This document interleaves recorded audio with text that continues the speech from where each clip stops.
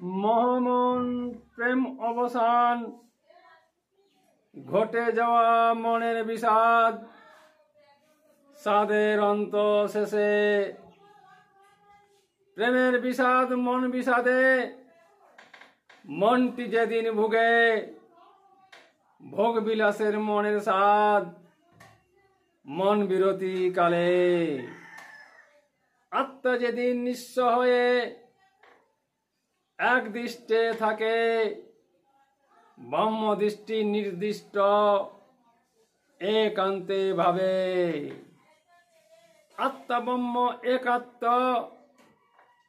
একই রূপ সাজে, সূক্ষ্ম একটি অবস্থান ব্যাপক হয়ে ভাসে। জীবকুল প্রকৃতিকে মন সাম্য রূপে মোহ অবসানে।